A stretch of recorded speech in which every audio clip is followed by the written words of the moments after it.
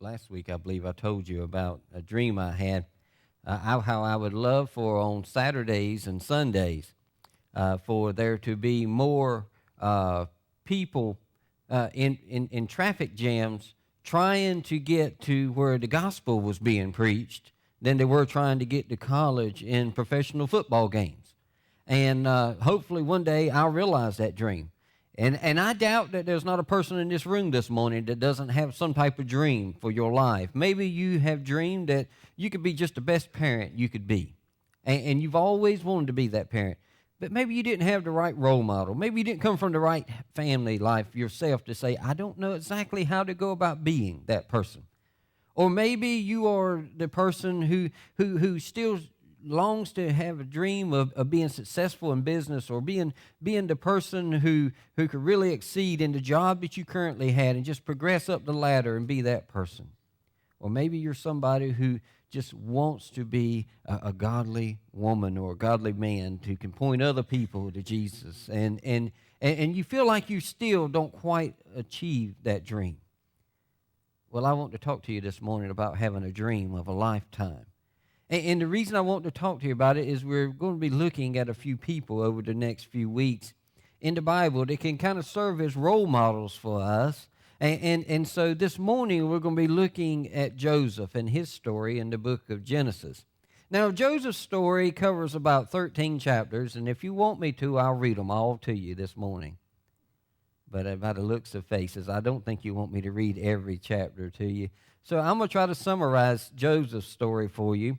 And then what we'll do is we'll look at some of Joseph's life, and we'll look at it and to see how God used Joseph's dream to achieve great things and great glory for himself.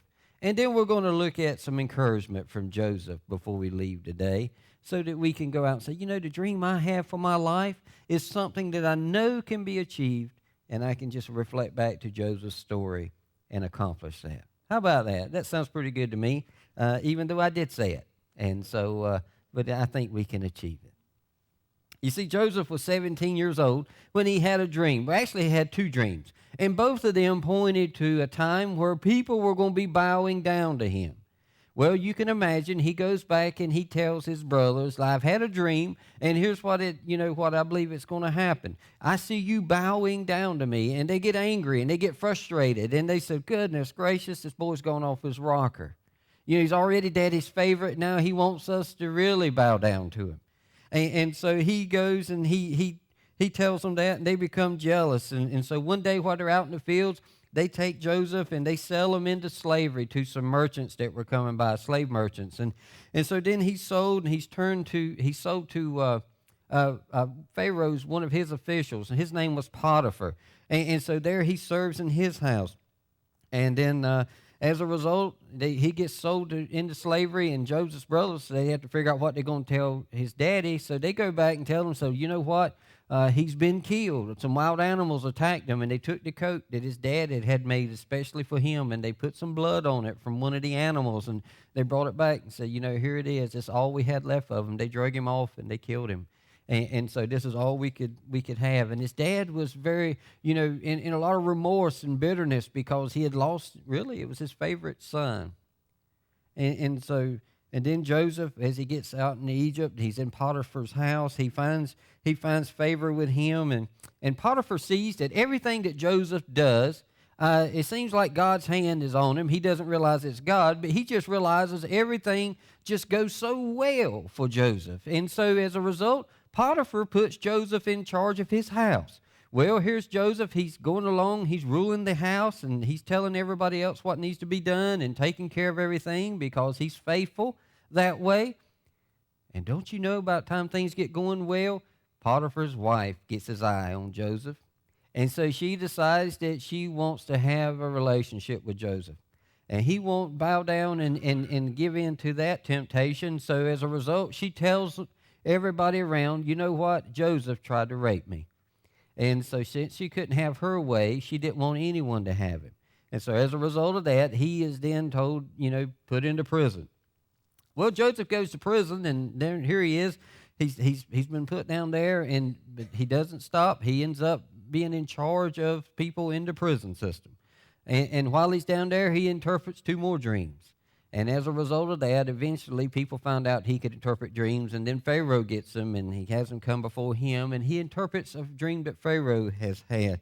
And so that kind of gets us up to where we're at. And Pharaoh's dream is one where we find out that there was going to be a time where everything was going to be very, very good and prosperous, but then there was going to be a time of famine. And so God interpreted the dream for Pharaoh through Joseph. And so as a result of that, he doesn't simply stop there and tell Pharaoh that that's what's going to happen. He even tells him a plan of how he can come about. And so Pharaoh says, well, I'm going to need somebody that can implement this plan. And I don't see anybody any better than the man standing before me. And so he says, you'll be the highest official in the land, only second to me. Nobody else will be higher than you. And he, as a result, he ends up helping rule Egypt. And then in time, Joseph's family, back where they were at, they end up being struck by this famine, and they end up having to come. And guess what? They have to bow down to Joseph as he's ruling Egypt. And he ends up bringing his family in and providing and taking care of them. Now, I don't want you to think, as we're looking at this morning, I don't want you to have the wrong impression. It's not about people bowing down to Joseph. It's about godly men and women being used by God to accomplish the dreams God has. And I hope you'll get that this morning before you leave. It's not about exactly what you want, but it's about what God wants for you in his life to accomplish things for himself. And so I want us to look at that. And first of all, if we look at some things this morning, I don't want you to give up on your dream. A lot of people have a problem giving up on things. I'm Daniel, I'm at this age now, and I used to dream of doing certain things, and now I just think I'm past that. I don't want you to give up on your dreams. I don't want you to give up on your dreams even when people are opposed to it. Daniel, I had a dream that I was going to be able to go to college, and I had a dream that I was going to be successful in business, but my husband or my wife has never been much on that. They didn't want me to have more, success than they did, or whatever. You probably know people that way. And I don't want you to give up on your dream when people are opposed to it, because if it is a God-given dream, if it's something that can glorify God, you should never back away from it, no matter who stands against you on it. Now, I'm not saying be disrespectful. I'm not saying walk away from marriages. I'm not saying any of that kind of stuff. What I'm asking you to do this morning is to say, how can I be tactful and loving and honor God? And when you honor God, God will provide a way for it to come about, as we'll look at Joseph's story this morning. Because think about Joseph. Did he have opposition? You better believe it. Look in chapter 37 of verse 10. And verse 10, it says, when he told his father as well as his brothers, his father rebuked him and said, what is this dream you had? Will your mother and I and your brothers actually come and bow down to the ground before you? And then in verse 18 and through 20, it says, talking about his brothers now, it says, but they saw him in the distance, and before he reached them, they plotted to kill him. Here comes that dreamer, they said to each other. Come now, let's kill him and throw him into one of these cisterns and say that a ferocious animal devoured him. Then we'll see what comes of his dream. Boy, you better believe Joseph had some opposition to the dreams that God had given him. It come from within the people who was closest to him. His father should have been said, that's right, son, I want you to try. That's what we tell our kids, ain't it? You go ahead, son. You do anything you want to do. That's right. And if you think that's a dream, you want to rule this land, you go right ahead. And I hope you'll keep working at it. We tell our kids what? Maybe one day you'll be president. We have all aspirations for that kind of stuff. Now, I'm telling you what, we're getting ready to elect the president. Only God's hand is going to be on this. This is the first time in my lifetime that I've ever seen, God's hand's going to have to be in this one. And sometimes I wonder if God's hand's not against us. Different sermon for a different time. Most people will oppose your dreams because they don't have any dreams of their own. Joseph's brothers would probably say, well, this is just my lot in life. I've got to go out and tend to these flocks and these animals, and I've got to do what my father says, and that was their lot in life. The oldest one was going to take over when father died, and that's just the way it works. Now, here's the youngest one in the whole bunch, besides Benjamin, saying, y'all going to bow down to me. Well, that ruined the whole hierarchy of things because that's not the way society worked. That's not the culture they lived in. And he said, obviously, he's gone crazy. And not only that, now he's telling us, he's like it's going to be a reality, he's gone mad. And Dad already likes him better than he does us, so obviously if he keeps right on telling Dad that, he's going to elevate him above us. And so they decided to get rid of him. You know, sometimes you receive a vision from God for the future, and you have faith to step out into that vision and do whatever it is God wants you to do. But there's always going to be somebody around that's going to say you're foolish for trying to do it. And negative people around you are going to just try to stop you. They're going to try to discourage you. They're going to say negative things about you. They're going to try to tear you down as much as they can. And most of the time when I try to cast a vision or I have a vision from the Lord, I try to share it with people. And when those people around me are the most negative about it, you know what I do? I evaluate what they've accomplished for the Lord themselves. If he or she have not accomplished much for the Lord, I don't take it much with a grain of salt. Because I realized that it's something that because they said I couldn't do it, I couldn't venture out into a wilderness area, then he can't either. And that's the way we normally do things. I've made the statement before, I don't see how in the world so-and-so can do so-and-so. You know why? Because I've never done it. But praise God, people are willing to step out and try to do those things. And so when I step out and I try to do some things and everybody doesn't agree with it or whatever the case is, I just say, well, God, maybe they've never been there. And allow me, Lord, to help lead the way if it's your will. And so we tell people sometimes to, just step back and watch. If you can't be a willing participant, you don't have to be an agitator either. Secondly, sometimes people are going to be opposed to it. Don't give up on your dreams even when you experience serious setbacks. It happens. It happens. You're going to have setbacks sometimes. Everyone that has ever accomplished anything for God has had some setbacks or been knocked down at some point in their journey to fulfillment.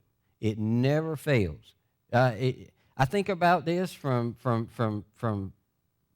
raising families to running businesses to leading churches. It never fails. On your journey to being the best parent you can be, you're going to have some problems. And you're going to do some things that are not going to be exactly the way you want it. Or your kids are going to kick and they're going to rebel against you from time to time. And that doesn't mean you're not doing your job. It just means it's another test that you've got to learn to try to overcome so you can be that person. And if you're leading in your business or in your work situation or whatever the case may be, and you've applied for a job and maybe they say, well, here's your job, but it's not the one you applied for. You can either grumble and complain and kick and complain about that, or you can say, I'll take what God's given me and make the best out of it. And I'll grow and I'll learn and I'll become that person through this situation. And in our churches, I've talked to a lot of different people that have led some very successful churches. And they'll say, in the number of things that we have tried throughout the history of our time together, we could write volumes and volumes of books on the setbacks that we have had, and only one for the accomplishments we've made. And so don't be surprised when you have setbacks. God will teach you, and he'll lead you, and he'll change you through it. Think about Joseph. Did he have setbacks in his life? Man, think about it. First his family rebukes him for his dream, and then he gets sold into slavery, and then as he goes from getting sold into slavery, he finds favor with Potiphar. Things look pretty good for him.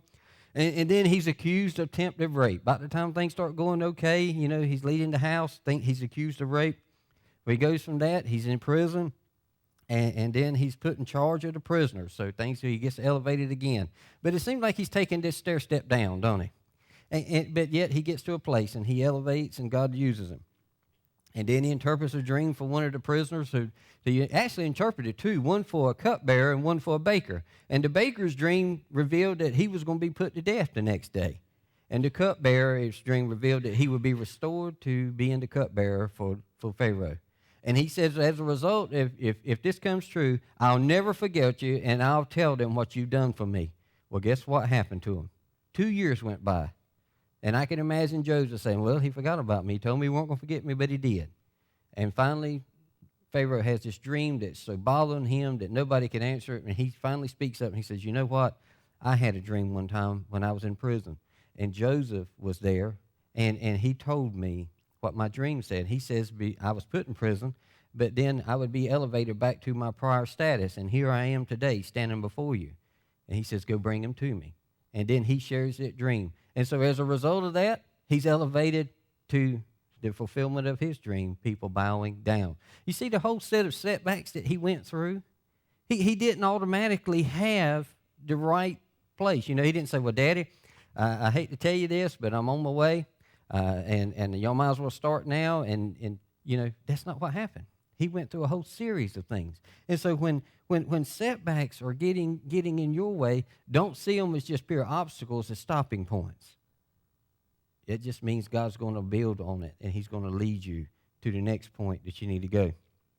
And so if you have big dreams, trust God to lead you in them. Don't look at setbacks in a negative way. Recognize them as stepping stones to accomplishments, and you'll see your dream fulfilled.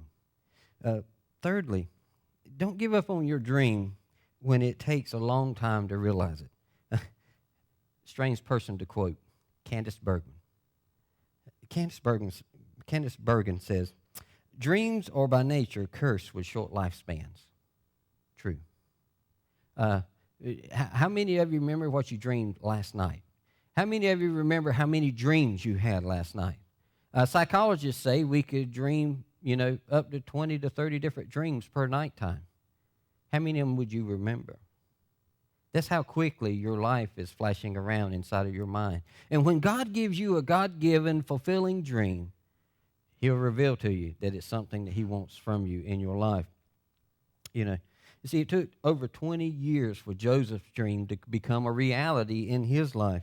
And so dreams are conceived long before they are achieved.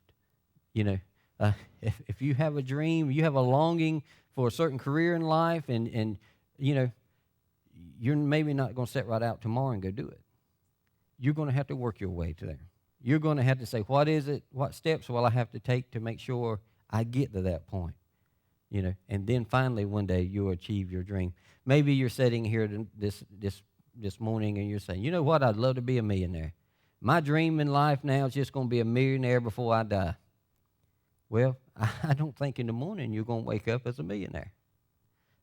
That's going to be a dream that's going to take a long time to fulfill. Either that or you picked the right lottery ticket yesterday. That's the only way it's going to come about. And so be patient with your dreams. Don't give up on them simply because you've got a few setbacks or it's taken a long time to achieve it. And you say, because it's taken such a long time, it must not be going to come about. Because that's not the way things work in God's timing. Remember, we talked about last week how a day in God's timing is like 1,000 years. Now, he's not going to make you 1,000 years, make 1,000 years in your time to achieve a dream. But what he is going to do is going to say, take your time, let me build you into the person you need to be. And the most important thing we need to understand from Joseph's story is the journey is always worth the cost, if the Lord's in it. The journey is always worth the cost if the Lord's in it. Some words of encouragement from Joseph this morning. God's always going to be with you. He's always going to be with you. Joseph understood God's presence in his life no matter what was going on in his life. In Genesis chapter 39, verse 2, when Joseph was sold to Potiphar, the Bible tells us that the Lord was with Joseph and he prospered. And in Genesis chapter 39, verse 23, after Joseph was accused of attempted rape and thrown into prison, we read this. He says, the Lord was with Joseph and gave him success in whatever he did. Even though he seemed to be continually stepping downward, God was with him. And so the statement, the Lord is with Joseph, almost sounds like a cruel irony, doesn't it? As things get worse for him, the Lord was with Joseph. You would think that it would mean that he kept stepping up. And you say, and the Lord was with Joseph. Every time, that's the way they finish it out. But as he seemed like he began to digress and step downward, we read more and more about that. I want you to just consider this. From son to slave, the Lord was with Joseph. From slave to prisoner, we read the Lord was with Joseph. Now, from prisoner to prime minister, nothing. Nothing. He's elevated to the highest station in the land. We never hear again the Lord was with Joseph. I wonder why that is. You think it may be because it's in the most harsh times that we recognize God is with us. And when we need him the most, that's when God stands up and says, I am with you. Could it be in a cruel way that the good times are the good times, but our worst times when it comes to the Lord being with us are the best times? It's something to think about. When is the Lord with you? Always. There's never a time that God's not with you. But let me ask you something. When is it that you most need him? In the worst times of your life.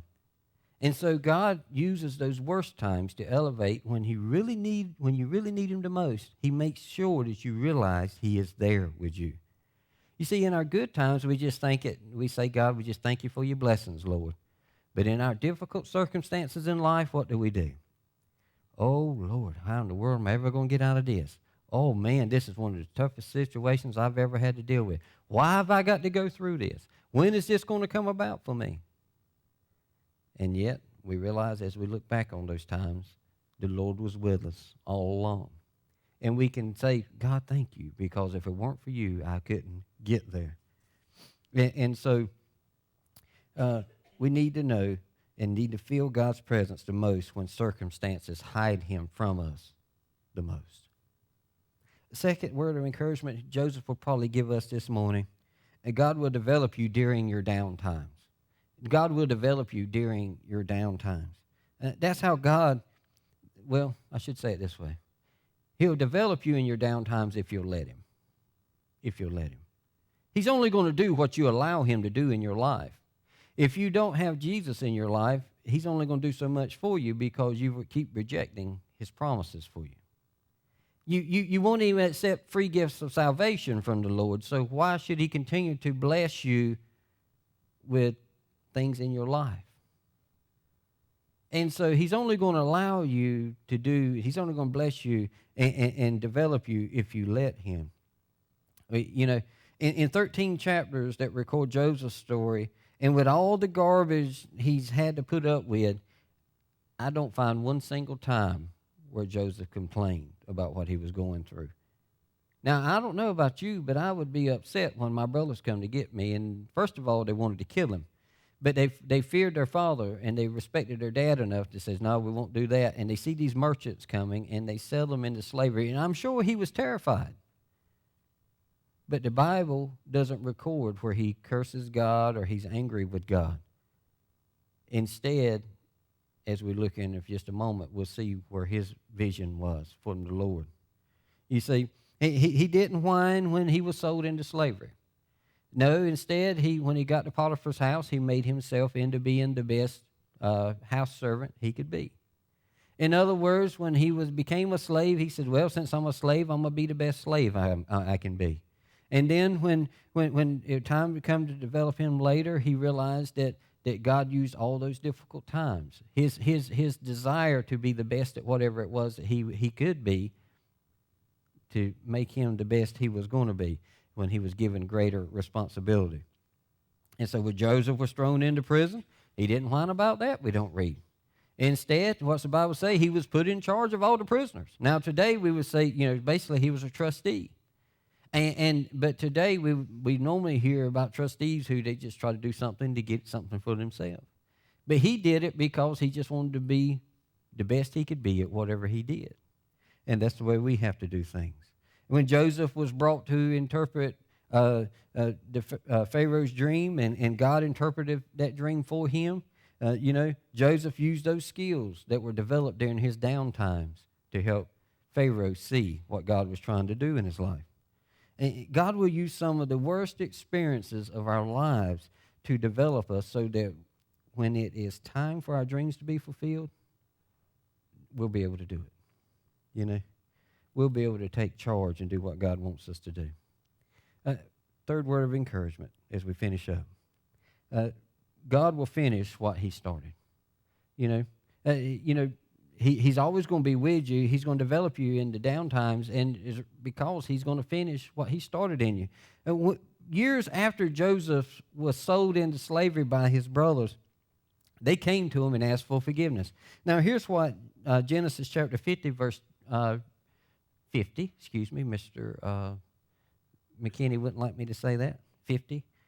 Genesis chapter 50, verse 20 says this. You intended to harm me, but God intended it for good to accomplish what is now being done, the saving of many lives.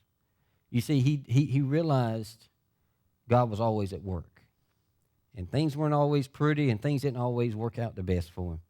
And he had a dream from the beginning, but he realized God was always working. He could look back at his entire life and see God's hand in everything that he did. He could see God's hand in the bad times because the Bible tells us the Lord was with him. But he could also see God in the good times of his life. And though he had a bunch of stumbling blocks, he never gave up on the Lord. Well, the story's told about, this is a true story. The lady's name is Florence Chadwick. And said it was a fog shroud morning in July 4th of 1952. And she stepped into the water off the Catalina Islands, and she was her intent was to swim from the Catalina Island across the channel to the California coast. But the fog was so heavy, it said, that she couldn't hardly see the boats in her party. And as a result of that, even then, there were sharks in the water, and they had to be driven away by gunfire. And so she began to swim and to swim and to swim, and she swam for 15 hours. And then she finally asked to be pulled out of the water. And the people in the boat said, don't come out, don't give up yet. You're almost there, you're almost there. And she says, but I can't see the shore. All I see is this fog. And just a half a mile from her destination, she got out of the boat. She got out of the water into the boat. Why? She says it wasn't because of the fatigue or even the sharks that were in the water and the danger. She says, all I could see was the fog. I couldn't see where I was heading. Now, just a couple of months later, she got back stepped off the beach at the same place, and she started swimming, and she swam all the way across. She set a new speed record. She was the first person to ever swim across the English Channel. She knew what it was to swim long distance like that. She swam across the English Channel back and forward. She went from one side and then back again. The difference this time, there was no fog. She could keep her eye on where she was going. And in your life, sometimes you've got dreams. The problem about dreams, you see them depicted on TV sometimes, there's always a fog or a mist around them. And maybe you're not doing the things that God wants you to do in your life. You know, maybe what you want to do in life, say, well, it would take me 4 years to get an education and go do that. Maybe God's got a call on your life for a ministry of some sort. So he's asked you to be a missionary and you've rejected him several times. And whatever the case is. Maybe there's people in your life that every time you mention something about your dream, you say, I just feel like God would lead me to do this. And they say, you don't want to go do that. You know why there's not more people and more young people in Bible colleges and studying for ministry? It's not because they don't really want to go. It's because mom and dad and grandma and people around them, even church folks say, you don't want to do that. You'll never make a living at it. You're never really going to get rich and famous. You're never going to achieve anything in your life. But if somebody has a dream, your job is to encourage them in it. And if you have a dream, your job is to see to the fulfillment of it. And yeah, you're going to have a little fog along the way. And when you can't see the end of where your dream's taking you, you still keep on moving. And sooner or later, you're going to come to some clarity. But until that time, you keep moving. If you ever stop, it seems like your dreams die. Now, some of you this morning don't have a relationship with Jesus. And so you're not getting a clear picture of what the dream is for your life, what God has for you. And he wants you in eternity with him. He wants you to have a relationship with him and live in heaven with him forever. But you're not seeing it clearly because you haven't accepted Jesus.